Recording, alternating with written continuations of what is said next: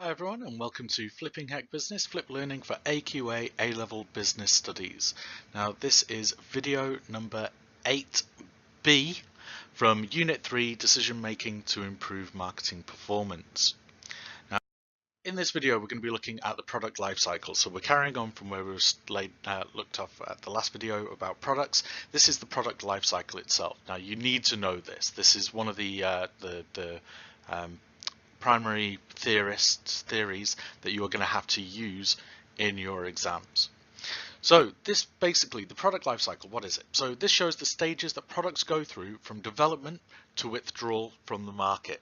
So in other words, like from where they first get started all the way to when they're actually taken off shelves and taken out of the actual market, no more sales are made. So it refers to their full lifespan of the product in the market. So why do we actually use it? Now, we use the product lifecycle model because each product might have a different life cycle. So you need to be able to verify and go, right, okay, so which one is this? When is it going to start making money? When is it going to start going into decline? The PLC, so the product life cycle, determines the revenue that could be earned. So, and when you're actually going to get it. It contributes to strategic marketing planning, so it lets you see, well, what facts are we going to be actually using here? I mean, what kind of marketing is going to be performed? What do we need to alter to the product? It may help the firm to identify when a product needs support, when it needs redesign, needs reinvigorating, or taking away from the market altogether. May help in new product and development planning, and also may help in forecasting and managing any cash flow. So the stages in the product lifecycle itself. So we've got development, introduction, launch, growth, maturity, saturation, decline, withdrawal. Now the product lifecycle itself, this is important. Now people, just because it says product doesn't mean that it's just talking about a product, right? So it can be linked to product itself or a product category or the style of a particular product that you have out, the brand or the model. So all of these can be applied to this. Don't just get it into your heads that, oh, well, we're only thinking of iPhone, right? Well, we're not. Think more along the lines of maybe we could look at iPods, maybe we could look at iPhone, maybe we could look at iPhone's 7 or maybe the iPhone XS, and you can see that it can actually apply to all of these different ones. It's not something that's necessarily going to suddenly boost up and boost down. So if we actually look at what the product life cycle chart looks like, then you can see that we've got along the bottom here, we've got time. So as we develop in through time versus money. So we've got sales and profit going up. Now we've got all the sort of sections. We've got product development, introduction, growth, maturity, and decline. And then over here would be withdrawal. Now, as you can see, product development is where we might get one or two sales if we are say making it available to be sold early, like pre-orders, although usually it would start more around here where introduction has come in. Now after in the introduction stage, you can see that we've got a little bit of steady growth where people are maybe getting used to the product first. Then we hit the growth stage where we have accelerated growth. We've got quite a steep line. There are a lot more sales going on here.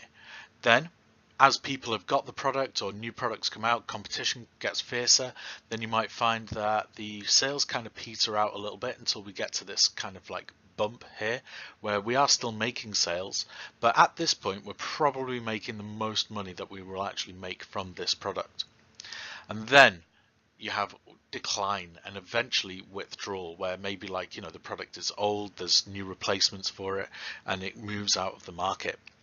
Now if we look at profits, then you can see that in the product development, that's going to cost you a lot of money. I mean, getting it all set up, and in the introduction stage as well, you'll probably find that your profits won't be that high because you're having to pay for all the research and development, having to pay for all the marketing.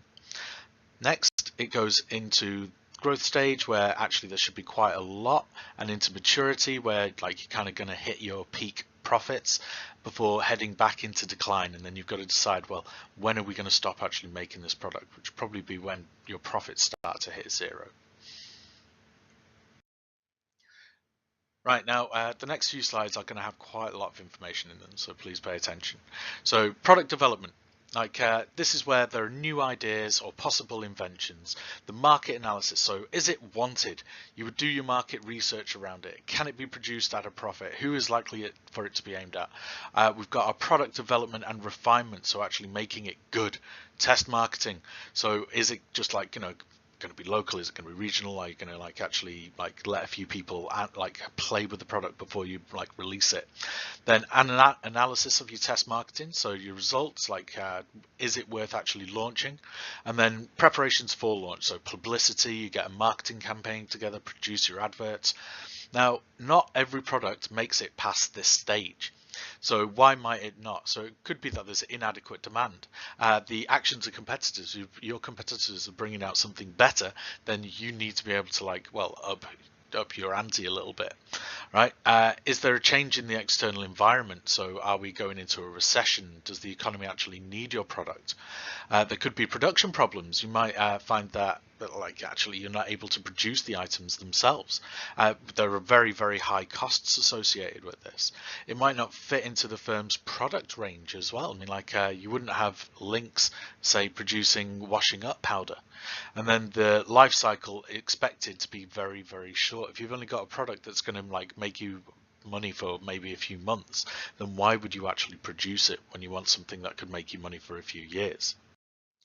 So here's an example, like drones. So they came in from the development stage from sophisticated military use, and now they've moved into commercial areas. So this is looking at the product life cycle for consumer electronics. Now, next is the introduction stage. So the new product launched on the market. So you've actually got it out there. People are now able to buy it.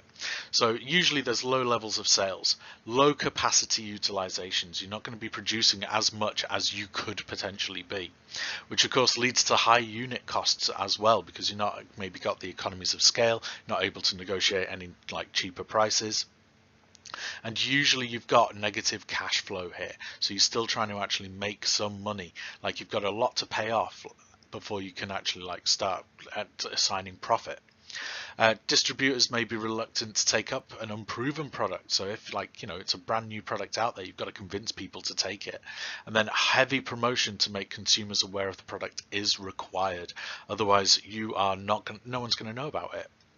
Now, strategies that are usually used at the introduction stage, so we've got things like AIM, so encourage customer adoption, like high promotional spending to create awareness and inform people. Use either price skimming or price penetration, which we're going to do in one of the prices videos a little bit later. Limited focused distribution. So instead of making it mass marketed, you might actually just make it very niche and concentrate on those few areas that you're going to sell, instead of just hoping that everybody is going to pick it up. And there's usually a lot of demand from early adopters. Now, an early adopter is actually someone who will always buy the product as soon as it comes out. Think of all those people that you see queuing to get the iPhone on the first night that it comes out. Think of people who pre-order games.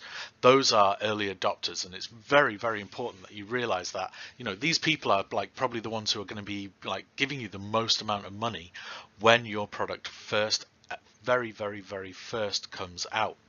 Right, so they're very, very important. You've got to make sure that they're happy, and you've got to make sure that they're maybe getting something extra, which you can do with computer games, for example. Then you might get extra skins, or you might get extra weapons, depending on the game. With iPhone, then they might give you a limited edition phones available, that kind of thing. So here's an example. So we've got the product life cycle of consumer electronics again. So at the launch stage, Apple's launch of iWatch was expected to fuel growth of global wearable technology market. So, iPhone, there had been other watches, but it was really the launch of the iWatch that really sort of boosted everything up. Now, some people took it on. A lot of the early adopters, people who were into tech, did very, very quickly.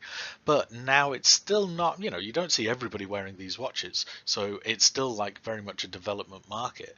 But it was, a really exciting period of time for mobiles in general. So next we've got growth stage. So as I said before, we've got an expanding market, but arrival of competitors. So in other words, yes, you are expanding, but now you are actually going to see where your competitors are like either coming in, like new ones, or like the old ones are sort of upping their game. So usually fast-growing sales, rising capacity utilization. Capacity utilization is something we're going to be looking at in the next unit. The product gains market acceptance, so now people are seeing it, they're quite happy to use it. The cash flow could become positive at this stage, that's what we're aiming for. And then unit costs fall with economies of scale. Of course, you're producing more, you're able to get better deals, and each like unit is contributing more and more towards your fixed costs. And then the market grows, profits rise, but attracts those new competitors, like I said at the start. Now, at this stage, the strategies that you can take are advertising to promote brand awareness, so get more adverts out there. Increase in distribution outlets. So in other words, now let's make it mass market. Instead of it being in a few shops, make it in a lot more. Go for market penetration and, if possible, price leadership. So actually, could you put your prices up? I mean, like now that we've penetrated the market, now that we've got people buying it, can we start maybe even putting our prices up instead of having an introductory offer? Like, and you know, or are we going to like lower the prices just a little bit and see whether we can actually like, you know, sort of beat our competitors? Then target the majority of potential buyers, the early majority. So again, those adopters, they're already sort of taking it on, early adopters, and now like you're trying to get the rest of those potential buyers. Again, continue with high promotional spending, and then is there anything that could be improved on the product? Like any new features, improved styling? Is there anything that you can add to it? Think about apps. Is there like any accessories that could be produced, that could come out, that could actually help boost sales of your product? So looking at this one, then examples of different stages. We've got sales of Ultra HD displays, so like your 4K, so like TVs and monitors, are one of the fastest growing segments of the display market. So we have got a lot of like TVs now. I mean, like we've got one ourselves, and they are now 4K. I mean, like that's the way that the products are moving, and they are currently in a huge growth spurt, and they take advantage of like times like Christmas or birthdays or like Black Friday sales in order to make sure that those growths are actually up there. They lower the prices for like very short periods of time, which encourages more people to buy them. Next, we've got maturity stage. So here we've got slower sales growth. So rivals are entering the market. There's intense competition. There's a bit of a fight for your market share. You could start losing some of it.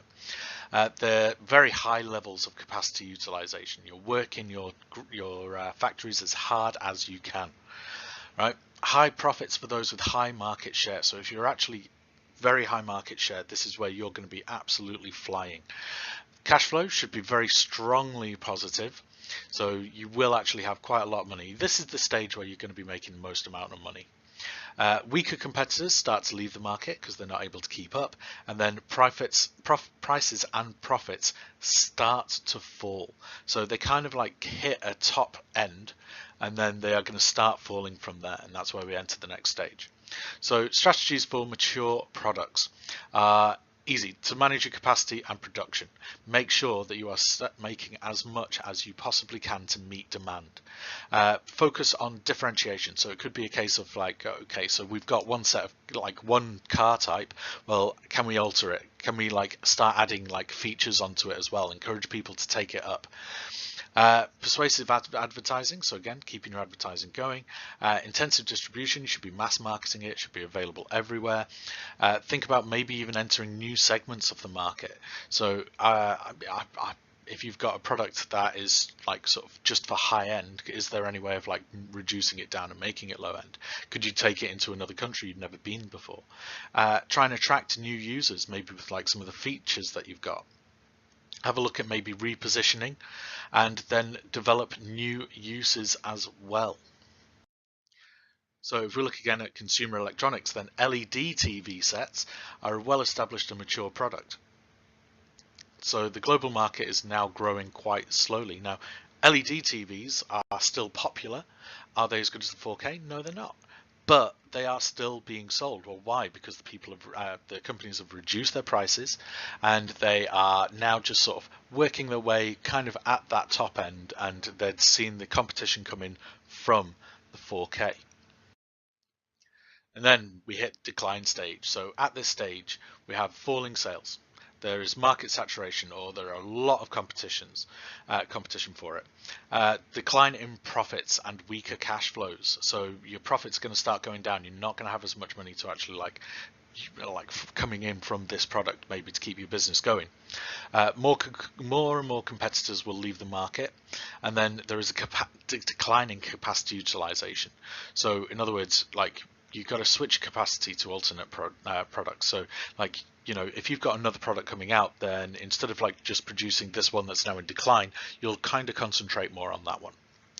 Now, strategies are things like maintain market share, so try and actually make sure that even if, like, you know, the market is falling itself, you've still got a high percentage of it. So harvest by spending little on marketing the product. You don't need to advertise an old car. You don't need to advertise like the iPhone 8, right? You just don't, because the product's already there. People know about it. Concentrate on your new product. So maybe like weed out some of the product variations if they're not making any profit for you anymore. So look at like chocolate, like there's a lot of flavors that come and go from that. Price cutting to maintain competitiveness, so drop those prices on that particular product. Make sure that like maybe you can retain some loyal customers, and then distribution is narrowed. So once again, we've kind of gone mass market, now we're focusing it back in. So reasons why products might enter decline stage though. So it could be that like the technological advances moved on. Mobile phones is always a really good example to use here. As like new mobiles are coming out, there's a lot of competition, and like there's a greater demand of features from those products. So changes in consumer taste and behavior, increased competition, or failure to innovate and develop the product itself. I mean, like, you might just be making one product and leaving it at that. So, for example, DVDs. So, if any of you remember DVDs, I'm sure you do, but number of DVDs bought in the UK is in sharp decline as people are switching to online streaming.